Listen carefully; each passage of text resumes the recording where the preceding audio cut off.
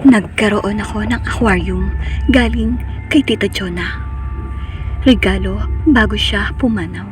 Mahilig siya talaga mag-ayos ng aquarium. Meron siyang 3 sa bahay nito. Ang paborito ko sa mga aquarium niya ay ang large saltwater aquarium na talaga namang parang nasa ilalim ka ng dagat sa ganda niyon at sa dami ng mga makukulay na isda roon. Nang si Tita Jonah ay ma-diagnose na may cancer, kaagad naman siyang nagpa-opera to ensure na hindi kumalat ang sakit. Nagpa-chemotherapy na rin siya. Maganda ang prognosis ng doktor sa kanya. Unti-unting nalalabanan ang cancer, although nalalagas ang mga buhok ni Tita nang dahil sa epekto ng matapang na gamot na ini-inject sa kanya. Later on, nakalbo ang Tita at nagbabandana na lang. Simula pa pagkabata ni Tita Jonah ang mga aquarium niya. Di na siya nakasal at di na rin nagkaanak kahit ampon. Alagang-alaga niya ang kanyang aquarium at mahal niya ang mga ito. Dahil maayos ang epekto ng chemo sa kanya, we were all expecting na gagaling ang Tita Jonah. Then, one day, I visited her sa kanyang bahay. Nilapitan niya ako habang pinagmamasdan ko ang kanyang malaking saltwater aquarium. Ang sabi ni Tita, "Gusto mo ba talaga ang aquarium na to?" "Oo naman po, Tita." Ang sabi ko kagad. "Talaga? Bakit po, Tita? Ibibigay niyo ba sa akin?" Biro ko, alam kong malabong mangyari yon.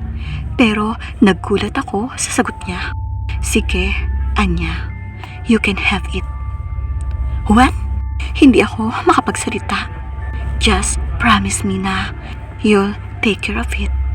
"Seryoso ka, Tita?" "Oo naman." "Bakit po?" Namangha ko pa ring tanong. "Bakit? Ayaw mo ba?" "Gusto, Tita. Alam mo namang gustong-gusto ko." "Kaya nga, ibinibigay ko na sa'yo. Take it." Hindi ko alam na premonition na pala iyon ni Tita. Of things to come. After a day or two, pinakuha na ni Tita Jonah ang aquarium at maingat na pinatransfer sa aming bahay. Ipinalagay ko iyon sa pagitan ng sala at kusina para kita both sides. Tuwang-tuwa kami ng aking kapatid sa aquarium. Ito ang unang pagkakataon na magkaroon kami ng aquarium at saltwater pa. Wala akong masyadong idea sa pagme-maintain yon. Pero pinangako ko sa sarili ko na pag-aaralan ko iyon para hindi naman ako mapahiya kay Tita Jonah. The next day, ako ay nagbalik kay Tita Jonah para alamin ang lahat ng pag-aalaga sa kanyang aquarium. Pero nagulat ako dahil si Tita Jonah patay na ng umagang iyon. Noon ko naisip, kaya pala ipinamigay niya isa-isa ang mga mahahalagang bagay sa buhay niya. Mabilis lang ibinurol si Tita. Nakakarinig ako ng kwento na nagpaparamdam daw ito, pero di naman ako nakaka-experience ng kahit ano. At sa simula pa lang, hindi naman ako gaanong naniniwala sa katatakutan at kamultuhan. Ang alam ko, isa lang iyong imahinasyon at likhang isip ng sinuman. Nang mailibing ang Tita Jonah, tanging ang aquarium na ibinigay sa akin ang nagsilbi niyang alaala sa pagiging mabuting tita sa akin. Minsan akong umiiyak kapag pinagmamasdan ko ang aquarium at namimiss ko si Tita Jonah. Lumipas ang mga araw. Bagamat busy ako sa school, Especially at graduating na ako noon. At sinisimulan na namin ang aming thesis. Sinikap ko pa ding huwag pabayaan ang aquarium. Tulad ng pag-aalaga ni Tita Jonah noon. Pero isang gabi, nagising ako dahil bigla akong naihi. Ako ay lumabas ng kwarto at paglalakad, madadaanan ko papuntang CR ang aquarium. May napansin ako. Parang may nakatayong figure sa tabi niyon. Babae iyon, bagamat di ko gaanong natingnan. Nakadukwang sa aquarium ang babae na nakaputi. Ang puti na bestida ay may pagkakatulad sa burol ni Tita noong siya ay namatay. Kinabahan ako. Pinilit kong hindi tumingin sa aquarium o sa figure na nakatayo sa tabi nito. Dumiretso ako sa CR. Pagkatapos kong mag-toilet, paglabas ko, kinakailangan ko uling dumaan sa aquarium. Unang beses, wala na talaga akong ligtas. Titingin at titingin ako sa aquarium. Dito, naggulat ako. May babaeng lagas ang buhok. Nakadukwang sa aquarium. Nakatalikod kung saan ako nakatayo. Multo ni Tita Jonah. Hindi ko kinaya. Nagtatakbo ako pabalik sa aking kwarto. Kinaumagahan, sinabi ko sa pamilya ko ang aking na-experience ng gabing iyon. Habang kami ay nag-aagahan, tinukso ako ng dalawa kong kapatid na lalaki na baka raw nananakot lang ako. Hindi ko na sila pinilit na maniwala sa akin.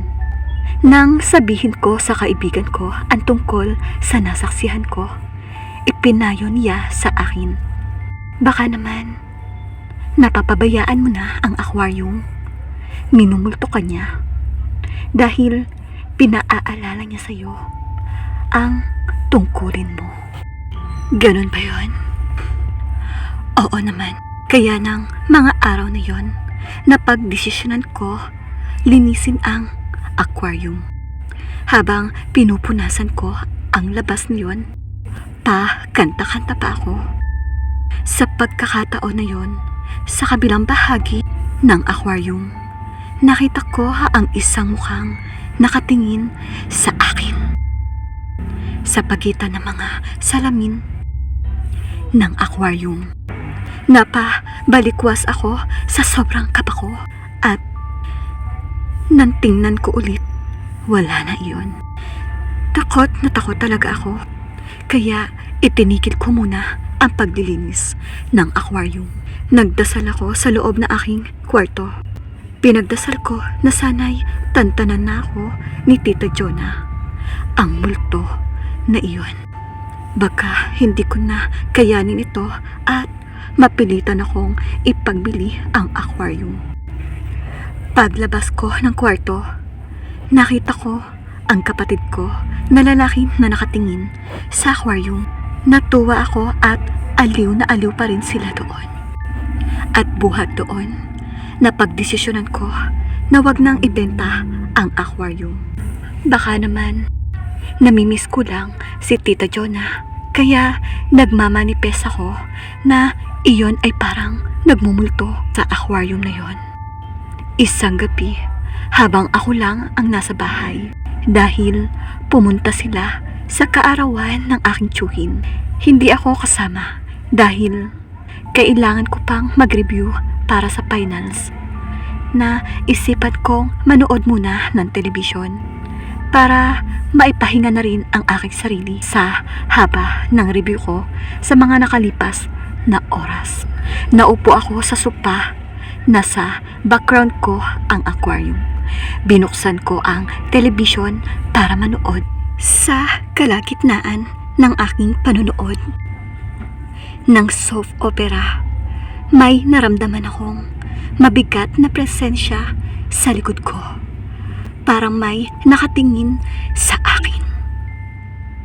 Or baka reflection lang ng tubig ng aquarium ang nararamdaman ko. Ramdam ko na parang uminit ang presensya sa likuran ko ng mga oras na yun. Iba ang biglang pumasok sa aking isipan. Ang multo ni Tita Jonah. Sa pagitan ng panonood ko, hindi ko na naintindihan ang mga nangyayari. Ipinikit ko ang mga mata ko at nagdasal ng mataimtim na sabi ko sa aking sarili na sana ay hindi ako nagpaiwan ganoong mayroon akong laging nararamdaman simula mamatay si Tita Jonah, na sana ay sumama na lang ako sa pamilya ko sa pagpunta sa Batangas sa pagdalo sa kaarawan ng aking tiyuhin nang hindi ako nag-iisa sa mga oras na yon. Hindi ako nagmumulat ng mata. Parang may palakad-lakad sa palibot ng aquarium na mga sandaling iyon. Naisip kong hindi ko dapat katakutan si Tita, bagamat kailangan ko siyang harapin at kausapin. Inipon ko ang aking lakas ng loob para ito ay harapin. Nung hindi na ako nakatiis, nilingon ko dahan-dahan na sinulyapan ang aking tabi. Nasyak ako sa aking nakita. Si Tita Jonah nakatingin sa gilid ng aquarium. Pinapanood ang isda na mga lumalangoy doon. Natakot ako na sobra, pero pinilit kong harapin ang takot niyon. At nagbitiw ako ng mga salitang, "Tita, alam kong mahal na mahal mo ang iyong aquarium. But you have to let go. Move on, Tita. Move on." Then, umiiyak ako habang napayuko na lang. Ramdam ko na parang humangin na malakas. Then naglaho din iyon. Pagtingin ko sa aquarium, wala na ang ghost ni Tita Jonah. Iyon ang mga huling araw na nagpakita ang ghost ni Tita Jonah. Hindi na siya muling nagpakita sa mga lumipas na araw. At magpasa hanggang ngayon, nasa bahay pa rin ang aquarium, ang bagay na ipinamana niya sa akin. Ito ang mga bagay na nagpapaalaala sa kanya.